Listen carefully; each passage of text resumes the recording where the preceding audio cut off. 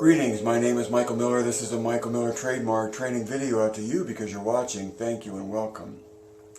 It's meant for Michael Miller Pilates licensed affiliates, the Core New Core, my patrons, Clayton and Ruby and Stephanie and Jonathan, and anyone interested in surviving and thriving as a Pilates instructor or student.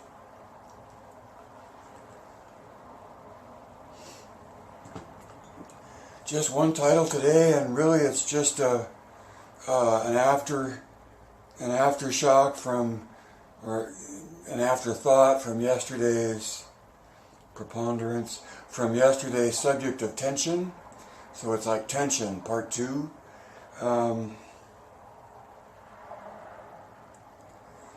Because I was all off into talking about core new tension and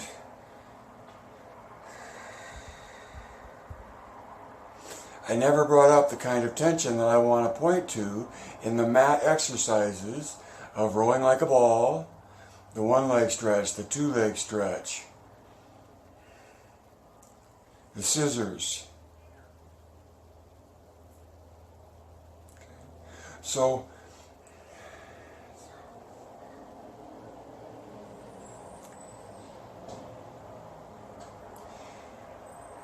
in Joe's film,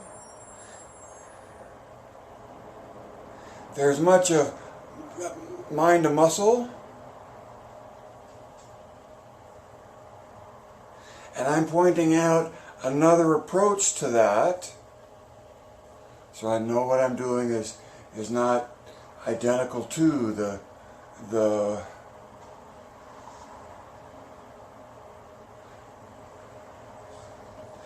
contact points as seen in Joe's film.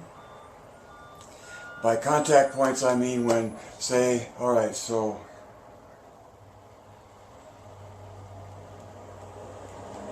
it's tough just to jump into the middle of the mat and explain one exercise without having extruded your way through it to get to something like rolling like a ball. The rolling like a ball is very close to center. There's a lot of contact between hands and legs to each other.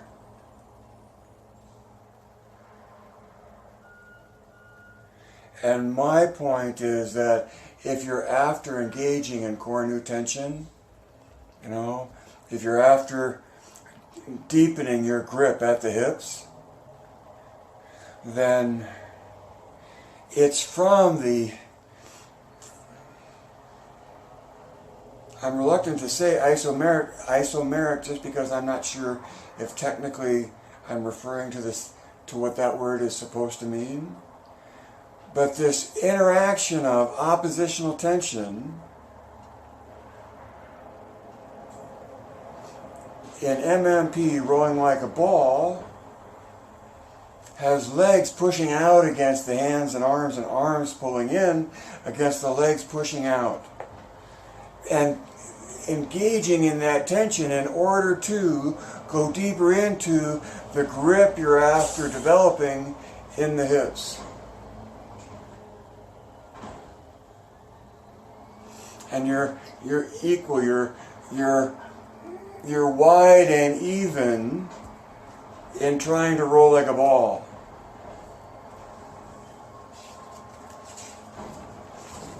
If you can do that rolling like a ball, then the challenge becomes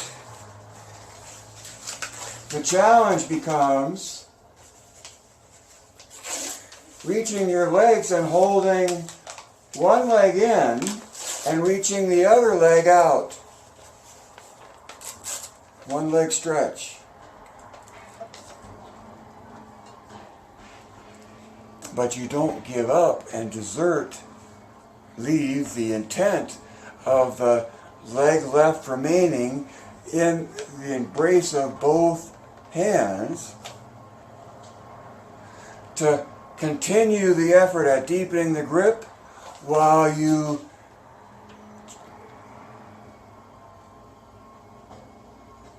meet the challenge of more of your weight further away from your center by reaching your leg out away from what everything else is close to center. Loading. Okay. And so from leg to leg, it's not a static interaction in MMP. Because in MMP, we know what tension's about, we know what we're after, and we use the contact points that are traditionally made within the mat. Just watch the film. But we get into that in a way that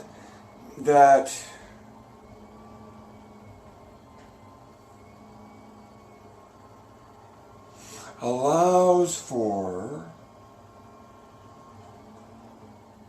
developing more control from the dynamic tension you're inside of. And then I mentioned scissors, right? Because if both legs go up after in the double leg stretch, it's the same thing. It's your grip. You start with rolling like a ball. Now the challenge in loading is to handle the weight of both legs. But the embrace and the engagement that you have is hands pulling in and legs pushing out to go deeper in this grip. And then you use that grip to hold the weight of the legs when you go out into the double leg kick.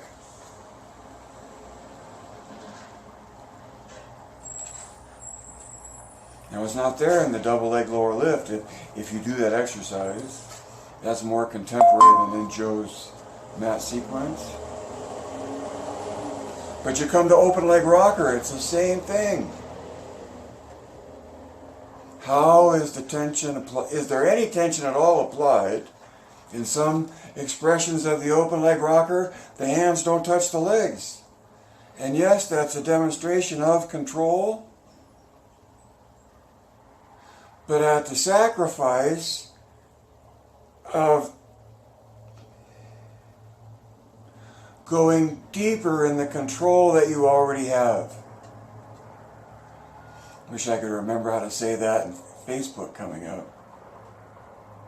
In any event, the tension that I missed talking about yesterday was the tension we were able to create between the limbs of our body with each other and in group and however, but the dynamic tension that we create that allows us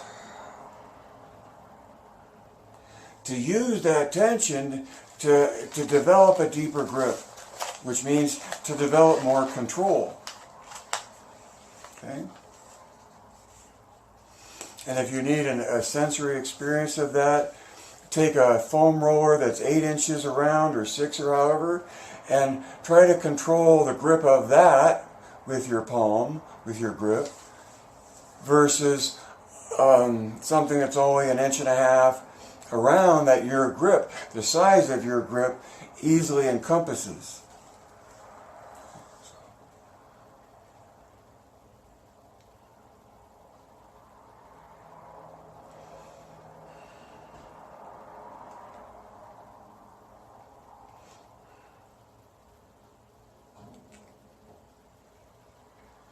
The tension that you create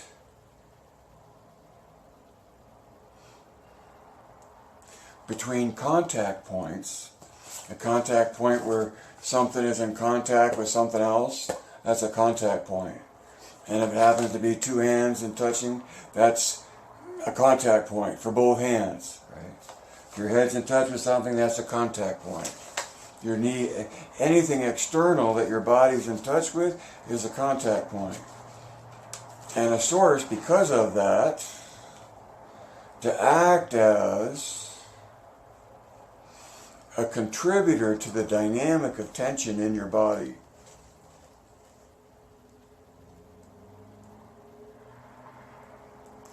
Now when rolling like a ball, it's not about chin end to throat. It's not about compression. It's about this elongation. And so the curling around the ears is pulling the spine long. And if you're fortunate enough to have your head in touch with your knees, or being squeezed between your knees like a piece of wood in a carpenter's vise, using a block or something to make contact point to what you cannot necessarily initially engage in, also points to, so those are old words of instructions on how to do rolling like a ball.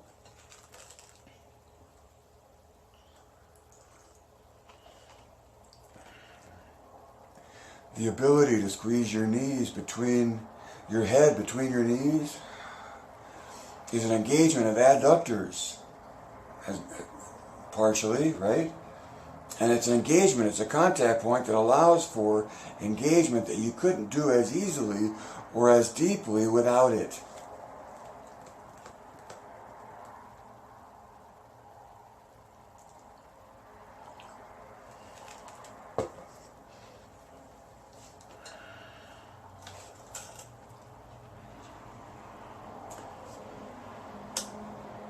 In Swan Dive, I just shared on my Facebook page a sample of someone with an elastic band between their hands and their ankles, their feet, doing Swan Dive. It's a great rocking thing, and I think it was elastic more so than strap, but it might have been strap. I would prefer elastic.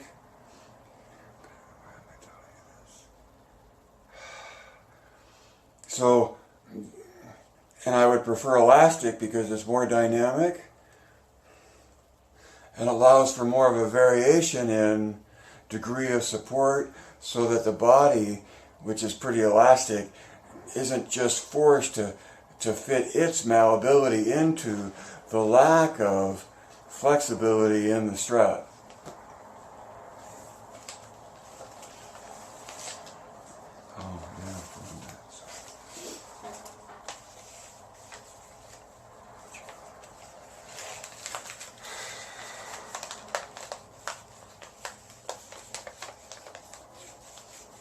Okay? Know what you know, and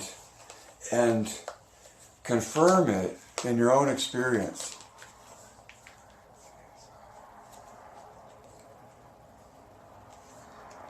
And on the one leg stretch, if you're into endpoints, then make an endpoint at the metatarsals and don't lock the knee.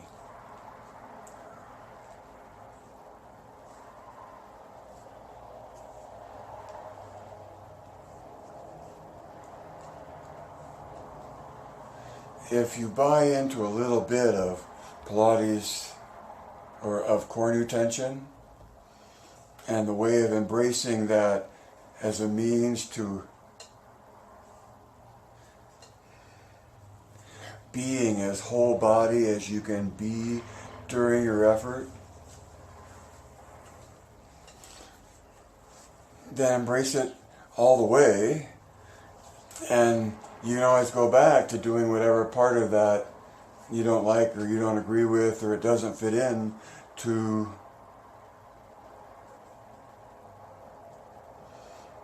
your art or your expression, your movement. Okay. The thing is, I'd say though, that whatever the arena we're talking about, the human body, and its dilemma in the physics that it finds itself in. And Pilates is about surviving, and it's a reaction to the reality that we find ourselves in.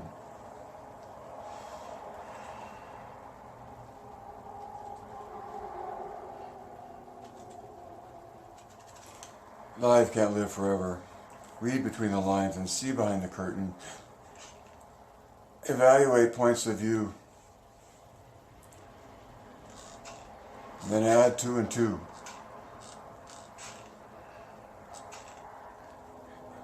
Make money about karma and hopefully that will float your boat.